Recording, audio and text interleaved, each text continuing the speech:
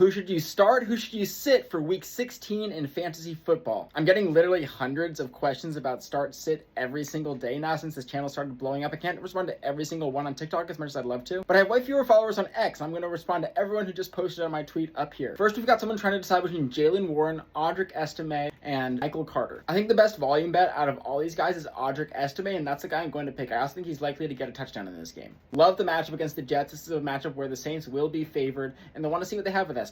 I made another video just venting. I haven't done as much research as I normally like to do for these sorts of things. I see a couple other fantasy experts, like Joel Smith, for instance, is a great example. That guy does his research. It's very impressive. I just don't have the time quite right now, but I do have pretty good instincts. I've won 36% of all my fantasy football leagues last 20 plus years. Next, they ask about Darren Waller or Jayden Reed. I'm going Jayden Reed there. I know Waller had a big game last week, and he has some upside going against the Bengals, but at the same time, with a new QB, there's always some volatility. That's one of the main lessons I've learned from this season is don't underrate the effect that a QB can have on their receivers. Yes, new quarterbacks often do just throw to their tight ends, as they're often easier throws than to make out wide or deep to wide receivers. I think I'm a fan of Jayden Reed this week. And look, I could be wrong about every single one of these. You can see my exact track record on these. If you go to fansports.com, everyone can post their start sit questions, and then publicly we have a leaderboard of who's getting the most questions right every single week, awarding a free lifetime subscription actually to fansports.com for whoever is number one this week. Next, we have Emeka Egbuka or A.D. Mitchell. I love A.D. Mitchell. I think he's a nice upside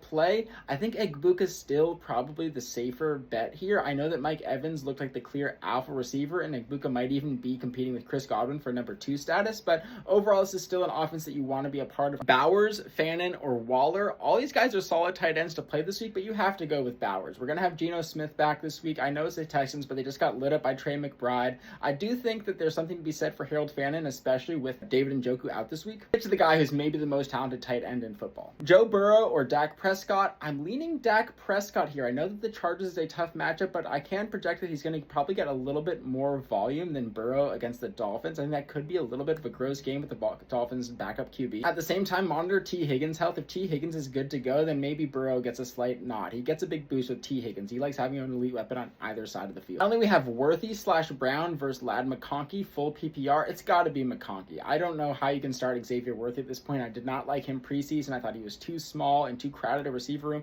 I actually think Gardner Minshew is better than what people think. I think that Travis Kelce's a very solid play this week, and I know Rashee Rice is out, but I don't like Brown. But go McConkey. Again, it's easy to lose patience with wide receivers when they've had a couple bad weeks in a row, but trust the overall output that he had last season and this year that he's a top 20 guy. Go follow me on X at Nestoverse if you want to ask more questions. Fansports.com is the best place to get all these answers. My goal is to help you win your fantasy football league, so thank you guys so much for spending a few valuable minutes of your day with me here. Stay learning. I'll see you in the next one. Peace.